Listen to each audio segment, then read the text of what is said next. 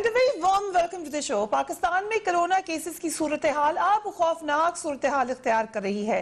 ये बात मेरे ख्याल से मैं पिछले 2 महीने से रोज ही कह रही हूँ, लेकिन अब वाकई आप कह सकते हैं कि जो कर्व की पीक की तरफ जाने का सफर है उसका आगाज जरूर हो चुका है। कोरोना केसेस की तादाद 1 लाख से ज्यादा हो चुकी। कोरोना इंतहाई तेजी से फैल रहा है। अब लग रहा है कि हमें कोई ग्रास भी नहीं है कि हो क्या रहा है। हमारे घरों मोहल्लों हर जगह पे बिल्कुल आपके करीब तरीन इलाके में ये पहुंच चुका है। साबिक वजीर आजम शाहिद खाकान अब्बासी और वफाकी वजीर रेलवे शेख रशीद भी आज उन दोनों के टेस्ट कोरोना कोविड-19 के पॉजिटिव आए। हमारे प्रोग्राम में गेस्ट थे शाहिद खाकान अब्बासी साहब आज से एग्जैक्टली 1 हफ्ता पहले, और हम उन्हें उम्मीद करते हैं कि अल्लाह ताला उन्हें जल्द सेहत याब करे। इसी वजह से जो SOP है उसी को फॉलो करते हुए हमारी टीम भी टेस्ट करवाने जा रही है, क्योंकि SOP आपको याद कराते चलें कि यही है कि अगर आप किसी ऐसे शख्स से इन कांटेक्ट हुए हैं जिनको कोविड-19 पॉजिटिव टेस्ट आया है तो फिर या आप अपने आप को सेल्फ आइसोलेट करें या फिर अपना टेस्ट करवाएं। प्राइम मिनिस्टर ने भी ये वार्न कर दिया है कि ये मामला काफ़ी ख़तरनाक हद तक जाएगा। अगेन आज के भी जो हमारे मेहमान हैं डॉक्टर तारिक फजल चौधरी, अवेलेबल गेस्ट, उनका भी थोड़ी देर पहले कोरोना का टेस्ट पॉजिटिव आया है, तो all the best to him also. We are very thankful कि उसके बावजूद वो हमारे साथ शामिल होंगे। प्राइम मिनिस्टर ने कैसे वार्न किया, लेट्स वॉच इट। लेकिन अगर हमने एहतियात ना की, मैं आज आपको कह रहा हूं कि एक बड़ा मुश्किल वक्त आपके लिए आने वाला है। पहले तो एक चीज समझें कि जो मैं ये भी आपको बार बार ये मैं बात कहता रहता हूं कि जब लॉकडाउन करता है एक मुल्क, तो लॉकडाउन का मतलब ये नहीं होता कि कोरोना वायरस मुल्क में खत्म हो जाएगी। उसका मतलब ये होता है कि जिस तेजी से कोरोना वायरस एक मुल्क में फैलती है, जब आप लॉकडाउन करते हैं तो वो उसका जो फैलाव है, जिस तेजी से वो फैलना चाहिए, वो कम हो जाता है। Farooq Habib sahab, thank you so much for being on the programme. ये खौफनाक वक्त तो डॉक्टर्स भी बता रहे थे आएगा, एक्सपर्ट्स भी बताए थे ये आएगा, अब प्राइम मिनिस्टर भी बता रहे हैं कि ये बिल्कुल आ गया है। सो व्हाट नेक्स्ट, उसके बाद करना क्या है? देखिए, बात यह है कि ये पेंडेमिक है और इस चैलेंज का सामना जो है वो दुनिया के बहुत सारे ममालिक को है। आप इलम में है, 100 से ज्यादा मुल्कों के अंदर ये फैला है और पाकिस्तान को भी यकीनन इस चैलेंज का सामना है। और यकीनन जिस तरह आज वज़ीर आज़म ने भी ये बात कही कि ये फैल रहा है और तेजी से फैल रहा है, लेकिन इसके ऊपर हमें एहतियात करनी है। जो SOPs हैं उसके ऊपर अमल दरामद करवाना है और मास्क पहनना है, हमने एक दूसरे से मुसाफा नहीं करना, और जो मार्केट्स हैं और मार्केट्स में हम गैर जरूरी तौर के ऊपर किसी ऐसी जगह पे न जाएं जहां पर गैदरिंग है। All very nicely said Farooq साहब, लेकिन ऐसा कोई नहीं कर रहा इस पे अमल। देखिए, मैं समझता हूं कि ये जिम्मेदारी जो है वो पाकिस्तान की आवाम की भी है। अब हमें इस चीज को समझना है। जो लोग ये समझते थे, क्या सराइयां करते थे कि ये जो है वबा जो है पाकिस्तान में नहीं है या ये खतरनाक नहीं है, मोलक नहीं है, अब हमारे इर्द गिर्द ऐसे केसेस सामने आ रहे हैं। हमारे अपने कोलीग्स के अंदर ऐसे केसेस आ चुके हैं, जिसमें अभी आपने हवाला दिया कि डॉक्टर तारिक फजल चौधरी साहब को भी कोरोना हुआ, बाकी लोगों को भी हुआ। अल्लाह ताला इन्हें भी सेहत दे, महफूज भी रखे। यकीनन देखेंगे बड़ा एक अहम मामला है, इसके ऊपर हमें बड़ी यही तो लग रहा है कि लोग वॉलंटरीली नहीं समझ पा रहे, इसीलिए दूसरे ममालिक ने भी, जहां पर कई जगह पे लिटरेसी रेट भी हमसे ज्यादा है, उन्होंने सख्त इक़दामात किए हैं इम्प्लीमेंट कराने के लिए SOPs। ऐसा पाकिस्तान में नहीं हुआ।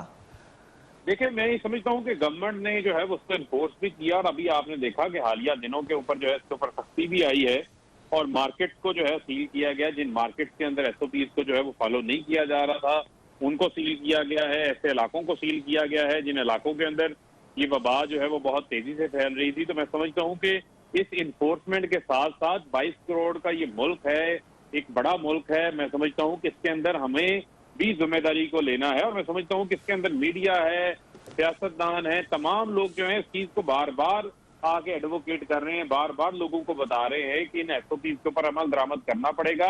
अब जिंदगी उस मामूल के मुताबिक नहीं है, गैर मामूली हालात हैं, और हमें अपनी जो लिविंग स्टैंडर्ड्स हैं, जो हमारी रोजमर्रा के मामलात हैं, उनके अंदर जो है वो तब्दीली लानी होगी। उसको इस वबा के से निपटने के हवाले से जो एहतियाती तदाबीर हैं उसके अंदर ढालना पड़ेगा, ताकि हम इस वबा को फैलने को कम से कम कर सकें और इससे जो है वो हमारे अपने प्यारे जो है वो महफूज रह सकें। Right. मैं समझता हूँ कि इसमें हमें अपनी एक जो समाजी जिम्मेदारी है वो भी अपनानी पड़ेगी और उसको इसकी अहमियत है और इसकी जो संजीदगी है, जो सेंसिटिविटी है, उसको समझकर इसके ऊपर अमल दरामद करने की जरूरत है। Right doctor Tariq Faisal Chaudhary, first of all get well soon, अल्लाह ताला आपको जल्द सेहतयाब करे।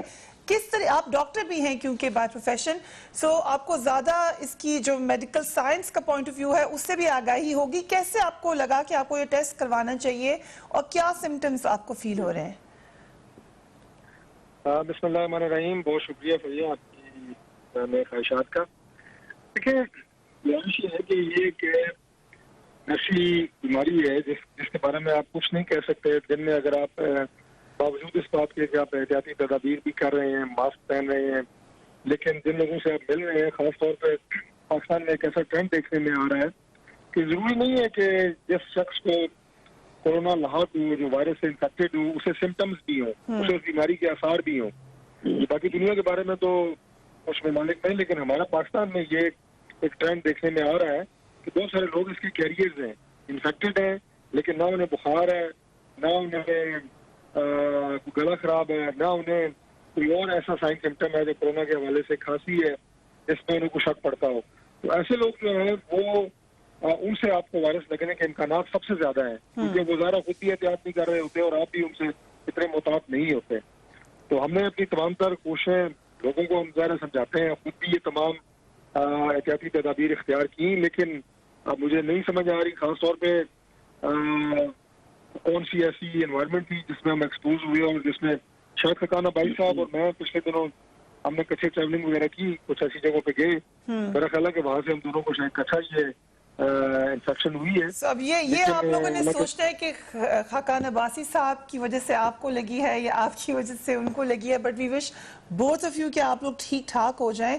और आप सही कह रहे हैं कि ये फैल इतनी चुकी है कि कोई मैंने देखा है आपको भी और अब्बासी साहब को भी कि आप फॉलो कर रहे थे SOPs। सो सेहत के हवाले से किस तरह से आपको कैसा महसूस कर रहे हैं, क्या सिम्टम्स हैं अभी?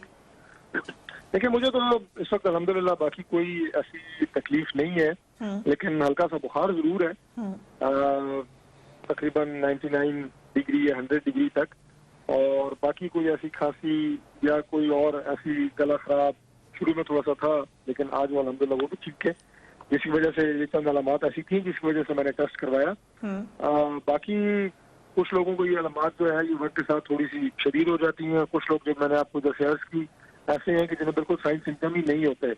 तो ये बड़ा एक वैरायटी है कि जो मुख्तलिफ मरीजों को मुख्तलिफ अंदाज से आई थिंक इस बीमारी में, हर बीमारी में शिफा अल्लाह से है। ये बिल्कुल अल्लाह ताला के हाथ में लग रहा है इस बीमारी में कि किसको क्या इफेक्ट करेगी और कितने दिन तक रहेगी। एक चीज जरूर अर्ज करूंगा कि इसमें क्योंकि शिफा अल्लाह की जात देने वाली है, अल्लाह ताला की जात में कामिल ईमान सबसे बड़ी बात, और उसके बाद आपने बड़े हौसले और हिम्मत के साथ इसका मुकाबला करना है, क्योंकि आपकी जो वायरस का कोई एंटीबायोटिक या किसी चीज से इलाज मुमकिन नहीं है। इससे जो आपकी बॉडी का दिफाई निजाम होता है, जिसे इम्यूनिटी कहते हैं, वही लड़ सकती है, और उसके लिए जरूरी है कि आप ज़हनी तौर पर भी मजबूत हो। जैसे मैंने कहा कि ईमान आपका अल्लाह की जात में कामिल हो, शिफा वहां से मिलनी है, और डरने से या घबराने से आपका जिस्म की जो कुव्वत मुदाफ़त है वो कमजोर होती है, उससे आप बीमारी से सही तौर पर लड़ नहीं सकते। तो लिहाजा जितने हमारे दोस्त साथी आपका प्रोग्राम सुन रहे हैं, मैं सबको ये कहूंगा कि हिम्मत और हौसले के साथ इसका मुकाबला करना है। बाकी शिफा अल्लाह की जात दे रही है। पाकिस्तान में जो हमें नजर आ रहा है कि संगीन सूरत हाल जिन कोरोना के मरीजों की बनी है उनकी तादाद कम है, बड़ी तादाद में 98% लोग जो है वो अल्लाह की मदद से ठीक हो रहे हैं। और जो बात हो रही थी इससे पहले आपके प्रोग्राम में, हम सब ने मिलजुल के इस वबा का मुकाबला करना है। अल्लाह की जात सबको इसमें लड़ने की तौफीक अता फरमाए। पाकिस्तान में मैं थोड़ी सी बात अर्ज करूं जो अभी आपने पहले प्रोग्राम में की, अनफॉर्चुनेटली जो लॉकडाउन इससे पहले किया गया, ये जो लॉकडाउन पाकिस्तान में हुआ, आप सब जानते हैं कि वो बिल्कुल मौसर लॉकडाउन नहीं था। उसमें भी बहुत सारी हमें नजर आ रहा था कि बाजारों में भी और गली मोहल्लों में लोग जो है वो बाहर निकलते थे और उनका इंटरेक्शन था, और खासतौर पर रमजान और रमजान के आखिरी अय्याम में जिस तरह चीजें खुली, जिस तरह इबादत गाहें, जिस तरह मार्केट, छोटी मार्केट, तो सुप्रीम कोर्ट को ऑर्डर, उसका जो फ्रंट था, उसके जो असरात थे वो हफ्ता 10 दिन के बाद आने थे। ये ध्यान में रहे कि जब भी किसी को जो वायरस से एक्सपोज होता है तो उसके बाद उसके जो अलामात हैं वो 8 दिन, 6 दिन, कभी 10 दिन, कभी 12 दिन, यानी उसके बाद जाहिर होते हैं। Right. उसी दिन या उस अगले दिन जाहिर नहीं होते। ठीक। तो ये अभी हमें जो पिछले दिनों और ईद के अयाम में जितनी ज्यादा तेजी से लोग बाहर निकले हैं, बिल्कुल उसके असरात अभी बिल्कुल सामने आ रहे हैं। एहतियात बलाए ताक रख कर बाहर निकले, उस वक्त कह भी रहे थे सब, लेकिन लगा सभी भूल गए कि क्या सूरत हाल है। और वक्फे पे जाने डॉक्टर साहब, फिर उसके बाद आते हैं, फारूक हबीब साहब मौजूद हैं। अफसोस यकीनन इस हवाले से जरूर है कि एहतियाती तदबीर में जो लोग नहीं सही तरीके से फॉलो कर रहे हैं उनको, वो ये नहीं याद रखते कि आपकी वजह से बहुत सारे वल्नरेबल लाइन वाले लोगों को तकलीफ हो सकती है। और अब तो ये भी मिथ साबित हो रहा है कि वल्नरेबल एक खास एज के लोग हैं, कोई भी वल्नरेबल हो सकता है। सो एहतियात करना बहुत जरूरी है। We will take a break and we will be back.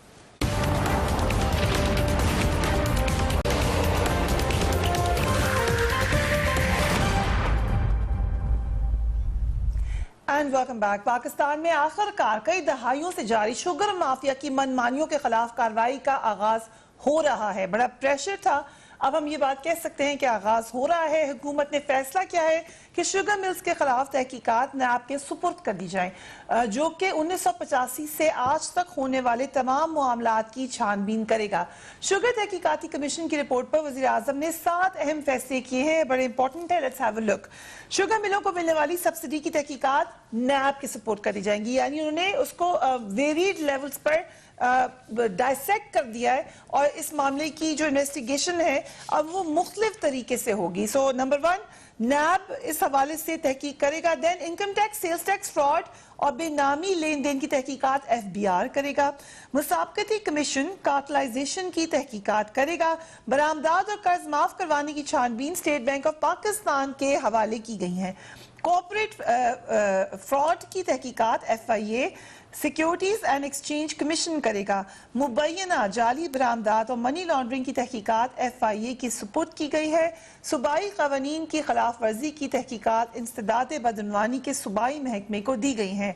इन फैसलों के अलावा हमाद अजहर की सरबराही में कमेटी चीनी की कीमत कम करने की इकदाम करेगी।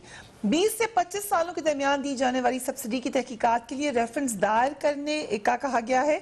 29 अरब की मौजूदा सब्सिडी का मामला भी नैब को भेजा जा रहा है। FBI शुगर मिल्स मालिकान से रिकवरीज करके 90 दिन में वफाक को रिपोर्ट करेगा।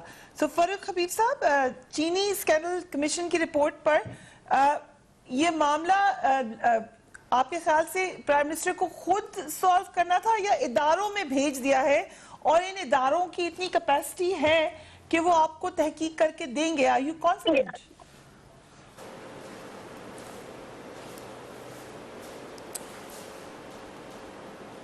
हबीब साहब, फारूक हबीब साहब से दोबारा रब्ता करते हैं। डॉक्टर तारिक हमारे साथ मौजूद है। ओके, एंड डॉक्टर तारिक से इस हवाले से बात करेंगे, लेकिन जो 2-3 मामलात हैं उस पर अगर हम दोबारा नजर डालें, वो ये कि इस शुगर तहकीकाती कमीशन की रिपोर्ट में हुकूमत के चंद अहम वज़रा के नाम थे जो कि आए थे, जिसकी वजह से खदशात ये का इजहार किया जा रहा था खासतौर पे अपोजिशन की तरफ से कि आप उन लोगों को कहीं बचाने की कोशिश तो नहीं करें। डॉक्टर तारिक फजल चौधरी, हुकूमत के चीनी स्कैंडल में 29 अरब की सब्सिडी का मामला नैब को भेजने का फैसला, your comments on that? Doctor साहब, डॉक्टर तारिक फजल चौधरी, हुकूमत ने चीनी स्कैंडल में 29 अरब की सब्सिडी का मामला नैब को भेजने का फैसला किया है, ये ठीक फैसला है? देखिए, मैं ये अर्ज कर रहा हूँ जी कि बिल्कुल नैब को भेजा जाए। जो भी तहकीकाती इदारा उसकी तहकीकात करना चाहे, अपोजिशन को इस पर एतराज नहीं है, लेकिन मसला सब्सिडी का या मसला ये नहीं था जिस तरह इस शुगर स्कैम की तमाम तहकीकात को 18 इदारों के हवाले करके इसका मजाक बना दिया गया है। बुनियादी तौर पर इशू ये था कि पाकिस्तान तहरीक इंसाफ के दौर में चीनी की जो कीमत है वो 55 रुपए किलो थी, और उससे बढ़ के वो 85 और 90 रुपए किलो कैसे मौजूदा हुकूमत ने अपनी कैबिनेट समेत इसी समेत चीनी की एक्सपोर्ट की इजाजत दी और महंगे दामों इम्पोर्ट की इजाजत दी। उससे आवाम बोझ पड़ा वो तकरीबन 300 अरब रुपए का फायदा ये जो चीनी मिल्स हैं, शुगर मिल्स हैं, इस माफिया को हुआ, जिसमें 2 नाम जो हुकूमत के अंदर शामिल हैं उनका नाम सबसे ज्यादा आ रहा था जिन्होंने इजाजत दी, उसकी तहकीकात थी, उन लोगों को सजा देनी थी। अब आपने अगर 1947 तक ले जाएंगे कि जनाब इसको खोल दो, तो आपको पता है कि इसका मतलब ये होता है कि आप एहतिकाब में संजीदा नहीं है। अब आप जामे पाकिस्तान से लेके शुरू कर दें तो ये इस मामले का साफ मतलब ये है कि हुकूमत इसमें संजीदा नहीं है। ये एक पिन पॉइंट मामला था कि 300 अरब रुपए का फायदा लोगों को हुआ, आवाम की जेब पे डाका डाला, 55 से 85 रुपए और 90 रुपए किलो कैसे हुई। सर जब वो कह रहे हैं कि एफपीआर ने रिपोर्ट करना है विद इन 90 डेज वफाक को और जो रिकवरी करेंगे वो, तो वो इसी हवाले से इसको कवर करने की कोशिश करें। देखिए ना, इससे पहले आज कमीशन बनाया गया है, फिर 24 अप्रैल को जनाब वो फोरेंसिक ऑडिट हो रहा है, फोरेंसिक ऑडिट का फिर एक पोस्टमार्टम ऑडिट हो रहा है, उसके बाद ये नतीजा आया है कि आपने 18 महकमों के अंदर इस रिपोर्ट को आपने फैला दिया है। तो मतलब न होने वाली बात है ना, ये अब तो बड़ी सिंपल सी बात है, लोगों को नजर आ रहा है कि इससे कोई कार्रवाई करने का कोई बात है। राइट फारूक हबीब साहब, तारिक साहब की आवाज हम कोशिश करते हैं कि ठीक तरीके से हमें आए, लेकिन वो कह ये रहे हैं कि आपने बात को फैला दिया है, 1995 तक ले गए हैं और बहुत सारे इदारों में बात को बांट दिया है, सो लग नहीं रहा कि कोई सीरियस एक्शन होगा। देखिए बात ये है कि ये वही सोच है, वही लोग हैं ये बात कहते थे कि चीनी के खिलाफ जो तहकीकाती रिपोर्ट है वो मंजर आम पर नहीं आएगी, फिर फ्रांसिक रिपोर्ट नहीं आएगी, फिर उसके अंदर जो है कभी, और सबसे अहम बात है कि ये अपोजिशन के मुतालबे के ऊपर वजीर आजम ने तहकीकात नहीं करवाई, ये तहकीकात का ऑर्डर वजीर आजम ने खुद दिया। और पाकिस्तान के अंदर पहली बार, ये सबको पता है कि ये कार्टलाइजेशन, ये माफिया किस अंदाज से काम कर रहे थे, ना पीपल्स पार्टी की जरूरत हुई, ना जो है वो PMLN की जरूरत हुई, क्योंकि आसिफ अली जरदारी साहब की 11 शुगर मिले हैं, कई शुगर मिले जो हैं वो शरीफ खानदान की शुगर मिले हैं, जो सब इसके बेनिफिशरीज थे। और अपने दौर के अंदर खुद जो है शाहिद खान अब्बासी 20 अरब रुपए की पाकिस्तान की तारीख के अंदर सबसे ज्यादा जो है वो सब्सिडी इन्होंने दी है। But the question is Farooq Habib साहब कि क्या based on commission report, I know legally तो उसकी हैसियत फर्क है, लेकिन based on the commission report आपके ख्याल से कुछ लोगों के खिलाफ स्ट्रेट फॉरवर्ड एक्शन नहीं बनता था कि you still need further investigation? देखिए मुझे थोड़ा एक्सप्लेन कर लें, फिर मैं आपके सवाल की तरफ आ रहा हूँ क्विकली जरा। देखिए बात यह है कि शाहिद खान अब्बासी को जब कहती है वजारत तिजारत के इस मुल्क के अंदर जो है वो चीनी वाफर है, आलमी मंडी के अंदर जो है कीमत ज्यादा है, मार्च 2017 में, ये कमीशन की रिपोर्ट बता रही है, मैं नहीं बता रहा, कमीशन की रिपोर्ट बता रही है। आप भी तो दूसरे ऑपोजिशन के लोगों को हाईलाइट करें, उसमें आपके लोगों को भी बारे में बात है ना, उसको आप हाईलाइट नहीं करें। आप देखें बात यह है कि मैं जब अपोजिशन के लोगों की बात कर रहा हूं तो मैं फिर बताना, बैकग्राउंड भी तो बताना है ना मैंने, कि जो लोग आज जबाने दराज कर रहे हैं, जो बता रहे हैं हमें इन लोगों ने माजी के अंदर क्या कारनामे सर अंजाम दिए जो ये करते आए हैं, इसी तरह ये मामला करते हैं। इन्होंने कोई इंक्वायरी नहीं करवाई। 2010 में चीनी की कीमतें बढ़ी, 2017 में शाहिद खान अब्बासी वजीर आजम से जब चीनी 70 रुपए किलो बिकी उस वक्त इन्होंने नहीं किया, और जब चीनी की कीमतें बढ़ी ये कहते हैं अवाम की जेबों से पैसे निकल गए, तो उस वक्त क्या शरीफ खानदान ने जो है वो जुर्रत करनी थी ना, चीनी सस्ती बेच देते, जुर्रत करते सस्ती बेच देते। हमने तो क्रॉस दी बोर्ड कार्रवाई का हुक्म दे दिया है। पहले ये होता था फरिया कि फाइलें बनती थी, तहकीकात होती थी, मुकमुका हो जाता था, कभी मजाक जमहूरियत के नाम के ऊपर, कभी तीसरी बार वजीर आजम बनने के नाम के ऊपर। यहाँ पर तो इमरान खान एक कदम और आगे गए, केस नैब को भेज दिया, FBR को कहा कि आप टैक्स एवेजन के मामले को देखें, FIA को मामला दे दिया, और जो मुसाबकी जो रेगुलेटर्स हैं, मुसाबकी कमीशन जो है उसको जो है रिफॉर्म करने जा रहे हैं, उसको दोबारा से उसकी रिस्ट्रक्चरिंग हो रही है, नए लोग अपॉइंट होने जा रहे हैं। अगर इजाजत है तमाम इकदाम इमरान खान ने किए। कम बैक टू यू, मुझे एहसन आबिद एडवोकेट को इंट्रोडक्शन भी देने दें। शुक्र तहकीकाती कमीशन की रिपोर्ट में हुकूमत के चंद अहम वज़रा के नाम आए हैं। हुकूमत का कहना है कि किसी की साथ भी रियायत नहीं की जाएगी। अभी आपने सुना फारूक हबीब साहब ने भी यही कहा। वफाकी वजीर खुसरो बख्तियार और उनके भाई हाशिम जवां बख्त के खिलाफ एहसन आबिद जो भी मेरे गेस्ट हैं उन्होंने साल 2018 में नैब में एक दरख्वास्त दायर की थी जिसमें उनके खिलाफ आमदन से जायद असासजात पर तहकीकात की अपील की थी, जिसे नैब ने मंजूर किया था। बाद में वो तहकीकात अचानक ही मुल्तान से लाहौर मुंतकिल कर दी गई। ये मामला कहाँ तक पहुंचा है, क्योंकि रिलेटेड है, सो एहसन आबिद साहब हमारे साथ मौजूद हैं। Thank you so much for being here. कुछ बताना चाहेंगे कि आपको इस इंक्वायरी में क्या हुआ है अब तक? जी, बिस्मिल्लाहिर्रहमानिर्रहीम।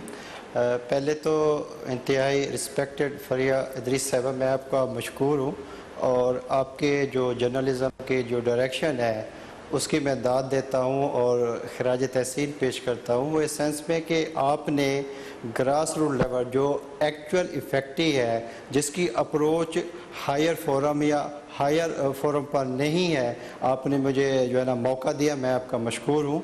तो आपका सवाल ये है कि बुनियादी कि एक तो मेन चीज़ है केस की तरफ के भी मैंने एक क्रिमिनल कंप्लेंट फाइल की 2018 में एसिड बयान मीन्स के ऊपर, जो मुल्तान रीजन और डीजी नैब मुल्तान की रीजन के वो जुरिसडिक्शन बनती है। अब उसको मैं इन शॉर्ट आपको ब्रीफ दे दूँ, 2 साल होने वाले हैं। आपके सामने है नैब का जो मयार है। At the other hand opposition, मेरा किसी कोई पार्टी से कोई ताल्लुक नहीं है। मैं इंडिपेंडेंटली इस मुल्क की खातिर, इस मुल्क के मफाद की खातिर और इन लोग मैं उस तरफ आ रहा हूँ जी। कोई रीजन तो जी, मैं उस तरफ आ रहा हूँ। ये मैं इनको शुगर माफिया कहता हूँ। यकीन मानिए ये जनूबी पंजाब के इन्होंने जो किसानों का माशी कत्ल किया है, इनके पेट से, इनके जो पेट के अंदर निवाला जाता था वो भी इन्होंने छीन लिया है। अब सूरत हाल ये है, आपका सवाल ये है कि मेरा केस कहाँ तक पहुँचा और डीजी नैब मुल्तान से लाहौर कैसे ट्रांसफ़र हुआ। उसकी मैं ये गुजारिश कर दूँ कि ये जनूबी पंजाब का एक ताकतवर शुगर माफिया है और इन्होंने 95% जो छोटा किसान है उसका माशी कत्ल करके उनको मार दिया है। वहाँ पर नाजायज़ कटौतियाँ करके, नाजायज़ इसमें जो है ना शुगर में जो इनके तरीके वारदात हैं वो मैंने FIA, चेयरमैन नैब, उसके बाद डीजी नैब एंटी करप्शन और उसके बाद FBR को जो है ना लेटर भी मैंने दे दिए हैं, अपनी स्टेटमेंट भी रिकॉर्ड करा दी है। और उसके बाद जो आपका सवाल है, मैंने इसके ऊपर फौजदारी कार्रवाई की जो है ना इस्तदा भी कर दी है। अब मैं आपके पॉइंट को जो है ना कवर करता हूँ, कंप्लीट करता हूँ। मेरा केस एसिड बयान मीन्स का है। मेन चीज़ की तरफ आते हैं। मैं ये कहता हूँ कि जो पहले मेन चीज़ है वो गलत है, उसके बाद जो भी काम आप करेंगे वो सारा गलत ही होगा। एसिड बयान मीन्स का है। मैं 2 साल से नैब के भी चक्कर खा रहा हूँ। उसके बाद मोहतरम चेयरमैन नैब को भी काफ़ी जो है ना एप्लीकेशन दे चुका हूँ, डीजी नैब मुल्तान को भी, डीजी नैब लाहौर को भी। अब ठीक है, हो सकता है या इस वक्त में क्योंकि आपका केस रेलेवेंट भी है तो आप ये समझते हैं कि बगैर किसी रसूख के आपके केस को रिविजिट किया जाए? बहुत अच्छा सवाल किया है बहम आपने। मैं आवाज़ आ रही है? हेलो, आवाज़ आ रही है? जी आ रही है। अच्छा, जी आ रही मैं आपने बहुत अच्छा सवाल किया है। इसको मैं ऐसे सरप्राइज करता हूँ विद डॉक्यूमेंट्री एविडेंस के साथ। मेरे केस को तकरीबन 2 साल होने वाले हैं। प्रीपोजिशन क्या है? एसिड बयान मीन्स। मैं ये गुजारिश करना चाहता हूँ कि सेम प्रीपोजिशन के ऊपर, सेम लॉ ग्राउंड के ऊपर तकरीबन 20 से 25 केस इस वक्त मेरे पास ये मौजूद हैं जिसमें मैंने कोर्ट किए हुए हैं, जिसमें जो है ना इंक्वायरी स्टेज के ऊपर गिरफ्तारियां भी हो गई हैं। अब 2 साल में जो है ना एट द अदर हैंड जो मेरे केस है मखदूम खुसरो बख्तियार और मखदूम हाशिम जो बाकी के, आपको बड़ा शौक़ होगा कि जब ये इंक्वायरी कंप्लीट हो गई उसकी जो है ना उसके बाद जो तहकीकात और कॉल अप नोटिस का टाइम था, यकीन माने मुझे कहीं बता दें, ये फरूख हबीब साहब भी बैठे हैं, डॉक्टर साहब भी बैठे हैं, आपकी भी इंफॉर्मेशन में होगा कि इस स्टेज के ऊपर जब इंक्वायरी कंप्लीट हो जाए, रेफरेंस के लिए फाइल होना हो केस, तो उस वक्त आप जो है ना आप उस केस को एक डीजी से दूसरे डीजी में ट्रांसफ़र कर देते हैं। तो यहाँ से तो मेला फाइनली प्रूफ हो गई कि नैब का जो स्टैंडर्ड है, नैब के ऊपर जो सवालिया निशान है, उसके ऊपर तो ऑनरेबल चीफ जस्टिस साहब ने भी जो है ना रिमार्क्स दे दिए। What do you want? आप क्या आपकी डिमांड क्या है? मेरी डिमांड ये है कि मुझे इंसाफ चाहिए। आप क्या जज जैसे बाकी मेरी या in the form of what, आप क्या एक्शन चाहते हैं? मैं ये चाहता हूँ कि मेरी डिमांड ये है कि जो हम चाहते हैं, जिस तरह इमरान खान साहब खुद फरमाते हैं कि हम इदारों को मजबूत कर रहे हैं, हमें इदारों का एहतराम है, मैं 2 साल से इन्हीं इदारों का एहतराम कर रहा हूँ, मुझे इंसाफ चाहिए। वो ये है कि ऑलरेडी जो डीजी नैब मुल्तान ने इंक्वायरी कंप्लीट करके इनके 100 अरब रुपए के जो एसेट्स हैं, ये मेरे पास रिपोर्ट है, अगर कैमरामैन साहब जो है ना दिखाना चाहें तो वो मैं जनाब को मैं दिखाना चाहता हूँ। ये रिपोर्ट है जिसमें डीजी नैब मुल्तान ने इनके 200 अरब रुपए की करप्शन, जो कि मुल्की ख़जाने को जो है ना, इस मुल्क के जो है ना ख़जाने को लूटा गया है, इस बेस के ऊपर कार्रवाई होनी चाहिए थी। कॉल अप नोटिस और रेफरेंस का टाइम था, तो उस वक्त आप जो है ना केस को ओनली मेलाफार्डली इंटेंशन के ऊपर लिंगर रन करने के लिए एक जगह से दूसरी जगह जो है ना ट्रांसफर कर देते हैं। तो ये सब let me bring this to Farooq Habib. Farooq साहब, आपने भी सुनी होगी। मुझे एक मिनट दे दीजिएगा फरिया साहब, मुझे 1 मिनट दे दीजिएगा जल्दी से, क्योंकि वक्त खत्म हो रहा है। जल्दी मुझे 1 मिनट दे दीजिएगा, मैं कंप्लीट करने लगा हूं। और इसके बाद ये तो मेरा मेन केस है। इसके बाद जब इन्होंने इनकी जो शुगर तहकीकाती रिपोर्ट में इन्होंने जो करप्शन की है, इन्होंने जो है नाजायज टैक्स की एविजन की है, इसके अलावा इन्होंने जो है ना लिमिट वायलेशन की है, कटौती की मद में जो शुगर साहब इसको एक minute hold on, let me bring this to Farooq Habib. Farooq साहब, 2 लोगों के नाम आए आपकी तरफ से, अगर कहा जाए उनको, जो गवर्नमेंट में थे या रिलेटेड थे, और उसी की वजह से प्रेशर है आप पर, तो आपको जाहिर है सिर्फ प्रेशर की वजह से एक्शन नहीं लेना, लेकिन नाम आए हैं। सो इन पर्टिकुलर क्या खास सेंसिटिविटी होनी चाहिए गवर्नमेंट की अपने वफाकी वजीर के लिए? कि जो लोग वजीर आज़म इमरान खान को जानते हैं, उनको पता है कि वजीर आज़म इमरान खान जो है वो किसी किस्म का प्रेशर में नहीं आते, ना किसी की प्रेशर को जो है वो खाते खार में लाते हैं। जहाँ तक रही बात, आपने इन मौसूफ की बात की, इनकी बात सुनवाई, ये खासतौर पर खुसरो बख्तियार और हाशिम जवाब के हवाले से बात कर रहे हैं, तो मैं इनका बताता हूँ, इनकी अपनी इंटेंशन है। ये कह रहे हैं मेरा किसी जमात के साथ कोई ताल्लुक नहीं है, तो ये साहब जो है उनके खिलाफ इलेक्शन लड़ चुके हैं। आप इनसे पूछ रहे हैं इन्होंने इलेक्शन लड़ा या नहीं लड़ा? सुन लेना, मैं उससे आगे जा रहा हूँ, सुन ले जरा, मैं उससे आगे जा रहा हूँ। बात ये है